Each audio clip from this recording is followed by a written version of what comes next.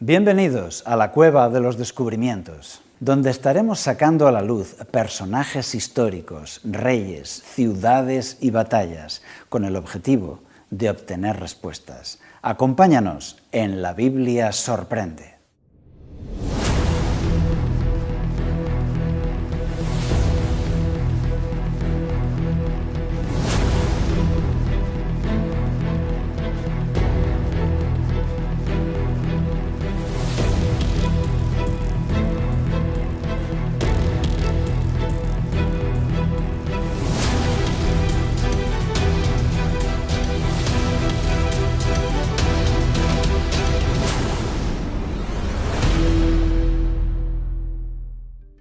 En el programa de hoy veremos: ¿quién fue Alejandro Magno? El sueño de un mundo unido. Babilonia, capital del mundo, cumplió las profecías bíblicas. Las mejores coronas del mundo y sus dueños. Y nuestro apartado especial Rompemitos, el ecumenismo, el mundo unido por fin, luz o engaño. Bienvenido a nuestro programa La Biblia Sorprende, un programa donde la Biblia, la arqueología y la historia se funden para que aquí estemos descubriendo cosas que pueden impactar nuestra vida. El historiador francés Marc Bloch dijo que la historia es la ciencia del hombre en el tiempo. Y así es, porque descubriendo los vestigios del pasado podemos entender nuestro presente y arrojar luz para tomar buenas decisiones en el día de hoy. Alejandro el Grande. ¿Por qué llamamos a una persona grande? ¿Por qué se llamó Alejandro el Grande? Alejandro, llamado el Magno, con solo 20 años, salió con un pequeño ejército de su país, de Macedonia. Y en solo 13 años había conquistado todo el mundo conocido. Avanzó conquistando Palestina y Siria, luego Egipto, conquistó Anatolia, Persia, Oriente Medio, llegando hasta la India. Al llegar a la India, ya su ejército se amotinó. Le dijeron: Alejandro, no queremos ir más lejos, nos paramos aquí. Y él, Alejandro, decidió que iba a hacer de Babilonia la capital del mundo. Fue a Babilonia y decidió organizar el mundo de esta manera. Babilonia sería la capital eterna, sede de la cultura y la filosofía, para todo el mundo. Y en las 7 provincias estarían gobernadas por 7 ciudades, que cada una se llamaba Alejandría. La Alejandría de Egipto permanece con este nombre hasta el día de hoy. Él fue una persona peculiar, no solamente en el terreno militar. Él tenía una filosofía, él tenía una idea en su mente, la cual llamó ecumene. ¿Y en qué consistía ecumene? Él había sido discípulo del gran filósofo griego Aristóteles. Aristóteles fue el que le educó desde su infancia. Alejandro imaginó el mundo gobernado bajo un solo trono. Desde allí, él podría gobernar al mundo conocido de forma que tuvieran una sola filosofía, un solo gobierno, una lengua y una religión. Eso, pensó él, que haría la paz universal, una época de felicidad y de cultura que podría durar por siempre. Sin embargo, había una profecía que desafiaba ese proyecto de Alejandro. Y era la profecía de Isaías capítulo 13, versículos 19 en adelante, donde dice: «Y Babilonia, hermosura de los reinos, gloria y orgullo de los caldeos, nunca más será habitada, ni se morará en ella de generación en generación». Esta profecía decía claramente que la gloriosa ciudad de Babilonia iba a ser ruinas y se iba a quedar en ruinas para siempre, jamás sería reedificada. Solo vivirían ahí algunos animales del desierto. Y aquí tenemos 2 ideas enfrentadas. Por un lado, la profecía bíblica estaba diciendo que el destino de Babilonia era la destrucción para siempre. Y por otro lado, Alejandro Magno, rey de todo el mundo conocido, que decreta que Babilonia va a ser la capital del mundo. ¿Y quién va a tener razón? La historia se encargó de demostrarlo. Cuando Alejandro se replegó en la ciudad de Babilonia, hizo su entrada en una procesión gloriosa montado en un carro tirado por un elefante, y desde ahí se puso a organizar su reino. Antes de un año, Alejandro estaba muerto. Porque Alejandro era un hombre soberbio y engreído, y él era dado a los excesos. Y con tantas fiestas y borracheras, él cogió una fiebre y murió de eso. A partir de ese momento, sus 4 generales principales se disputaron el reino, se dividieron el imperio y nunca dejaron de pelearse entre sí. La ciudad de Babilonia, después de sufrir muchas guerras, fue totalmente destruida. Y unos años después, Almanzor, el nuevo sultán, utilizó Babilonia como cantera para construir su nueva ciudad, Bagdad, la ciudad de las 1001 noches. Por lo tanto, la ciudad de Babilonia quedó en ruinas, en una situación lamentable, y así ha quedado hasta el día de hoy. Hoy en día hay hasta una parada de tren llamada Babilonia. Tal es la importancia de ese yacimiento arqueológico. Y sin embargo es una ciudad fantasma totalmente en ruinas. La profecía de Isaías 13 se había cumplido al 100%. Y esto es lo que sucede con los escritos de los profetas de la Biblia. Hay algo sobrenatural en ellos. Si así está escrito, así se cumplirá en la historia. Y aquí, en esta cueva de los descubrimientos, estaremos trayendo a tu atención muchas de estas evidencias que son razones para creer. Hoy, gracias a los conocimientos actuales, tú puedes confiar en la Biblia. Hay en ella un conocimiento sobrenatural que sorprende nuestras vidas. Y así ha quedado Alejandro el Grande con este adjetivo. ¿Pero fue realmente un hombre grande? ¿Qué es lo que hace a una persona grande a los ojos de los demás? Los relatos de la época nos cuentan que Alejandro no tenía muy buen carácter. En una ocasión, cruzando un río, su gorro de mando cayó al agua y un valiente guerrero se lanzó y tuvo que luchar contra las corrientes y las rocas, rescató el gorro de mando de Alejandro y para conseguir volver al barco lo colocó sobre su cabeza y llegó a nado hasta el barco. Alejandro le dio premios y honores por haber recuperado el gorro de mando.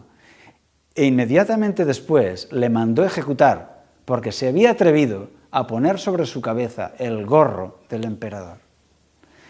Así era Alejandro, que en algunos aspectos de su carácter era realmente pequeño. Cuando Alejandro Magno invadió Asia, se dio cuenta de que en Asia adoraban a los emperadores como dioses. Esto le sucedió también a los emperadores romanos, que al llegar a Asia se dieron cuenta de que podían ser adorados como dioses. Así es que Alejandro llegó un momento que exigió la adoración de sus generales. Y uno de ellos, su mejor amigo, Clito el Negro, le dijo que él no merecía adoración y que él no iba a postrarse delante de él. Alejandro, que estaba borracho en esa fiesta, quitó la lanza de uno de los soldados y mató ahí mismo a su mejor amigo. El general Clito, que le había acompañado peleando por él durante 13 años desde su salida desde Grecia. Dice la historia que Alejandro Magno estuvo deprimido 3 días de ayuno por lo que había hecho. Y es que un carácter fuerte no es aquel que domina a todos con soberbia, sino aquel que sabe dominar su propio carácter. Ese es un carácter fuerte. ¿Qué diferencia con otro hombre llamado Jesucristo? Jesucristo, siendo grande, decidió hacerse pequeño y venir a este mundo para salvarnos y a ti y a mí, para ayudar a la raza humana. Curiosamente, tanto Alejandro como Jesús murieron a los 33 años de edad, pero murieron por una causa muy diferente. Uno, por una fiebre y una borrachera fruto de los excesos. En el caso de Jesús, murió para entregar su vida por rescate a una raza perdida. Las lecciones morales que podemos aprender de uno y de otro son muy diferentes. Y todo esto hace decir Alejandro el Pequeño, Jesucristo el Grande. Alejandro se hizo adorar. Jesucristo recibe adoración por amor, recibe homenaje de corazones convencidos que le admiran y le aman. Los dos son reyes, uno por la espada y por la fuerza, y el otro por ganar el corazón de sus súbditos.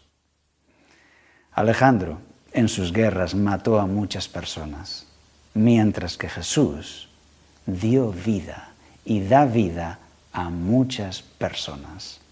¿Quieres ser tú también uno de estos? Desde aquí, desde la Biblia Sorprende, te dejamos esta frase. Alejandro el Pequeño, Jesucristo el Grande.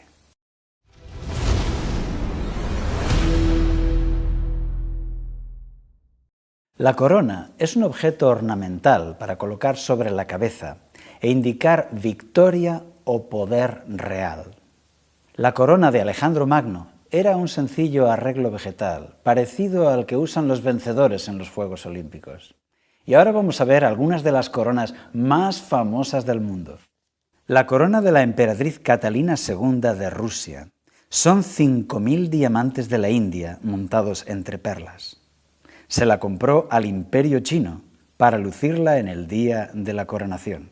La corona del Shah de Persia, dinastía de los Pahlavi, inspirada en dibujos del imperio persa sasánida, sobre una estructura de oro y plata, perlas y esmeraldas y 3.380 diamantes. Llama la atención el diamante amarillo del centro por su tamaño enorme. Sentí una gran emoción cuando visité la Torre de Londres. Y ahí los visitantes entran en una cámara acorazado con una gruesa puerta de acero donde están las joyas de la corona británica.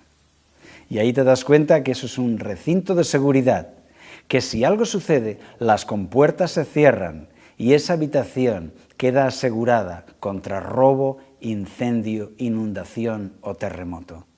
Y ahí están algunas de las joyas más impresionantes del mundo. Por ejemplo, la corona imperial del Reino Unido. Es la corona que lució la reina Victoria en su coronación y también la reina Isabel II de Inglaterra. El gran diamante que luce en el frente es el segundo mayor del mundo, el famoso diamante Cullinan. La corona imperial de la India, también de los reyes de Inglaterra, fue creada en 1911, cuando el rey Jorge V de Inglaterra visitó la ciudad de Delhi como emperador de la India. Como la ley británica prohibía que las coronas salieran de Inglaterra, entonces para visitar la India mandó construir esta corona. Y luego nunca la utilizó. Y como hoy la India es un país democrático y no tiene rey, esta corona de emperador de la India nadie se la colocará jamás. Esta es la tiara papal, una tiara blanca que soporta 3 coronas una encima de otra. Se le llama el triregnum, que corona a quien la lleva como soberano del cielo, de la tierra y de las regiones inferiores. Por eso la triple corona. Se han coronado con ella los papas desde 1140 hasta el año 1964. Cuando yo tenía 3 años, el Papa Pablo VI fue coronado como obispo de obispos con este triregnum, Señor del cielo, la tierra y las regiones inferiores. No está mal como título, ¿verdad? Esta corona todavía luce en el escudo oficial del Vaticano y forma parte de la bandera del Estado Vaticano hasta el día de hoy. Pero para mí, la corona más impresionante de este mundo es la que lució Jesús de Nazaret. ¿La conoces? Es esa corona de espinas. No todo el mundo es capaz de llevarla, pero Él fue capaz de hacerlo.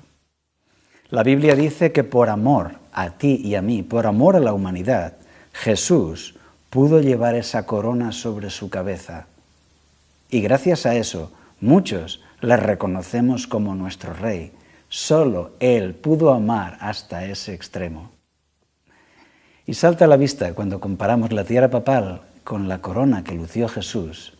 Las comparaciones son más que elocuentes y no necesitan ningún comentario. Y así es el mensaje de la Biblia, que nosotros pusimos en su cabeza una corona de espinas y Él promete poner en nuestra cabeza una corona de oro, una corona eterna. Pero Jesús pudo escapar de esa situación, pudo rechazar esa corona de espinas y volver a su reino y a su gloria, pero no lo hizo, y no lo hizo por ti y por mí. Y la gran pregunta es, ¿qué hacemos tú y yo? ¿También rechazamos las situaciones desagradables de la vida? ¿Procuramos huir a veces de nuestro deber o de la solidaridad con los demás? Desde aquí, nuestra invitación es que sigamos el ejemplo de Jesús, que en tu vida y en la mía seamos capaces de hacer como Él y aceptar las espinas que la vida nos traiga.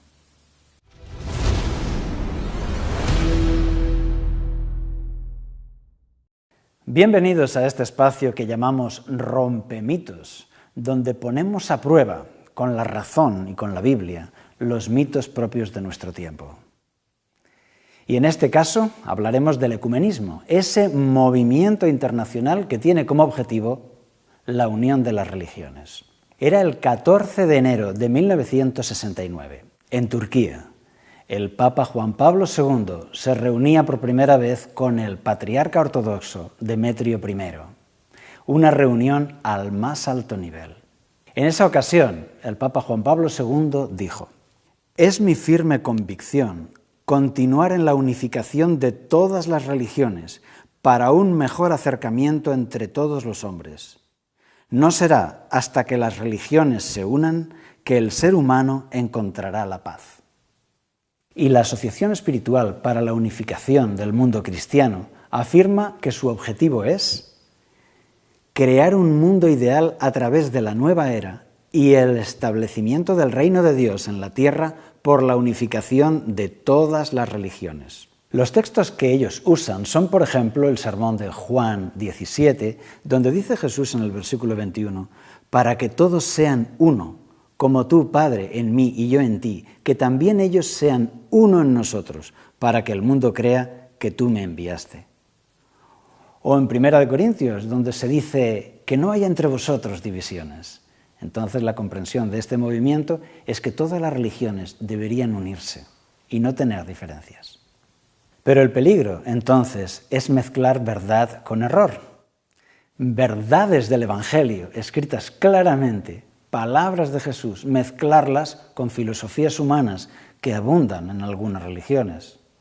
E incluso el paganismo se ha infiltrado, el sincretismo con doctrinas antiguas de religiones paganas.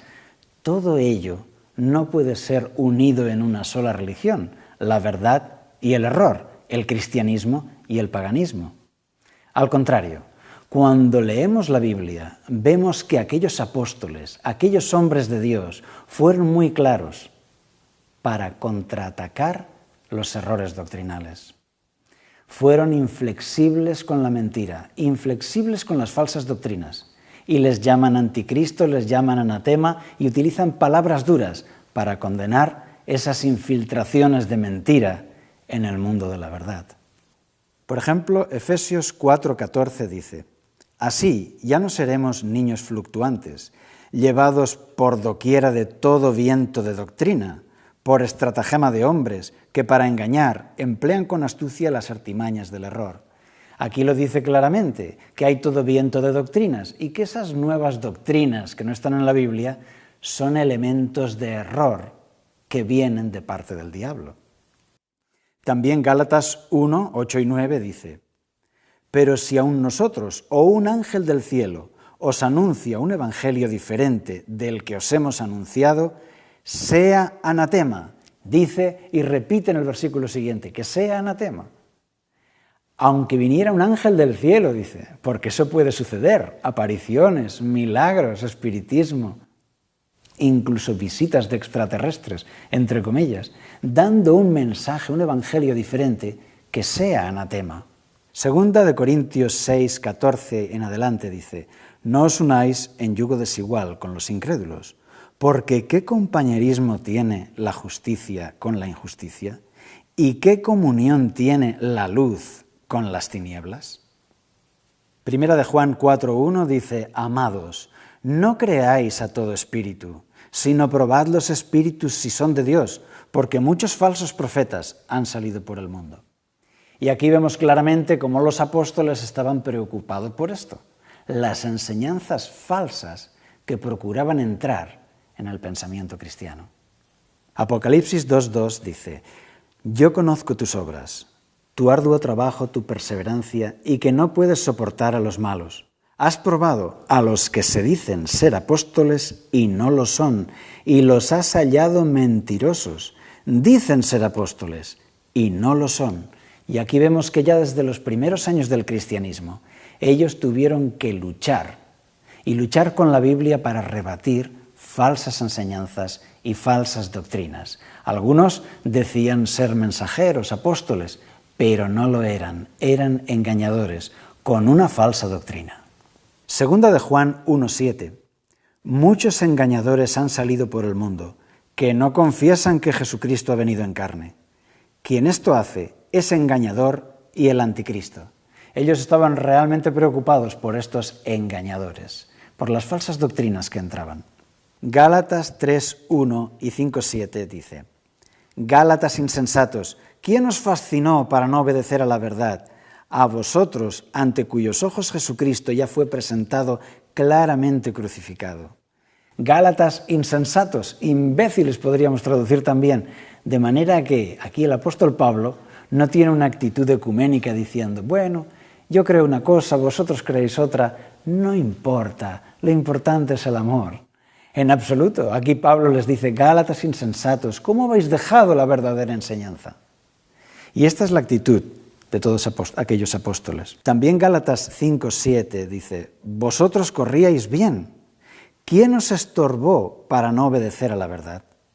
Apocalipsis 12:9 dice: Y fue lanzado fuera el gran dragón, la serpiente antigua, que se llama Diablo y Satanás, el cual engaña al mundo entero.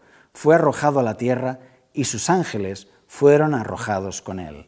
Aquí se explica que el diablo, Satanás, engaña al mundo entero y fue arrojado a la tierra, y precisamente aquí está urdiendo un engaño tras otro. Por eso podemos estar seguros de que en los días finales va a haber una apoteosis del engaño. Y este engaño no debemos de aceptarlo con una actitud ecuménica y pasiva, sino que, como los grandes hombres de la Biblia, podemos defender la verdad, como Jesús decía: escrito está, si aquí es blanco, no puedo aceptar que otros digan que es negro. Apocalipsis 14:12 dice: Aquí está la perseverancia de los santos, los que guardan los mandamientos de Dios y la fe de Jesús. En este texto y en otros muchos, se nos dice que habrá una forma clara de conocer la verdad. El remanente, ese pueblo de Dios, tendrá un cariño especial, una lealtad por los 10 mandamientos y también por la fe de Jesús. Estos dos signos de identidad se dan y se repiten en la Biblia: los mandamientos de Dios y la fe de Jesús. Apocalipsis 12:17 dice: Entonces el dragón se llenó de ira contra la mujer y se fue a hacer guerra contra el resto de la descendencia de ella, contra los que guardan los mandamientos de Dios y tienen el testimonio de Jesucristo. Y así, una vez tras otra, la Biblia da estas dos señas de identidad del pueblo de Dios: guardar los mandamientos de Dios y la fe de Jesús. Ninguna de ellas podría ser negociable, ni por ecumenismo, ni por moda, ni por ninguna otra razón. Y así fue como nuestros grandes hombres de la Biblia nos han dado un ejemplo. Moisés, por ejemplo, cuando él regresó de la montaña con los 10 mandamientos y vio que había otra forma de religión en marcha en el campamento con un becerro de oro, ¿qué fue lo que hizo? Pues él no dijo: no pasa nada, vamos a seguir la fiesta porque lo importante es el amor y que seamos amigos. No, lo que él dijo fue que esto es intolerable, esto quebrantaba la voluntad de Dios, inaceptable. Lo mismo podemos contestar hoy y rechazar dogmas medievales contrarios a la Biblia. Otro caso interesante es el de Elías, como él en el Monte Carmelo, en Primera de Reyes 18, él estuvo luchando contra una apostasía. Elías no dijo, bueno, da igual, adoráis de esta manera, no pasa nada, vamos a ser amigos, vamos a unir las religiones. No fue esa su actitud. La actitud que Dios le inspiró fue de hacer prevalecer la verdad y corregir el error. ¿Y qué diremos de Jesús? ¿Qué diremos de Jesucristo? Como tantos hombres de la Biblia, Jesucristo repetía, escrito está. Podría haber hecho un convenio con los fariseos y los sacerdotes y podrían haber sido amigos y haber unificado sus creencias. Pero Jesús no lo hizo. Jesús sufrió la pena de muerte porque él no era ecumenista, sino que él reprochaba la mentira allí donde estuviera y hacía prevalecer la verdad. Y así es, Alejandro Magno lanzó esa idea, ese sueño, el ecumenismo. Todos unidos, todas las naciones unidas. Ahora un movimiento de religiones también lanza la misma frase, todos unidos por el ecumenismo. Sin embargo, Jesús no pone como protagonista el ecumenismo, sino la Biblia, para que todos podamos unirnos en obediencia a ella, en obediencia a la palabra de Dios. Por eso, el mito del ecumenismo lo declaramos roto. Y desde aquí nos despedimos. Nos veremos en el próximo programa de La Biblia Sorprende.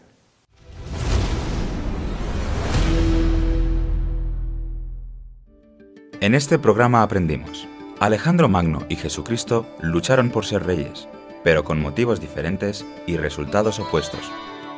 Contra todo pronóstico, la Gran Babilonia quedó desierta hasta hoy, cumpliendo con precisión la profecía de la Biblia. Jesús no se acomodó a la mayoría religiosa. Él puso la verdad por encima de la unidad. El ecumenismo debe respetar la libertad religiosa de todo ser humano.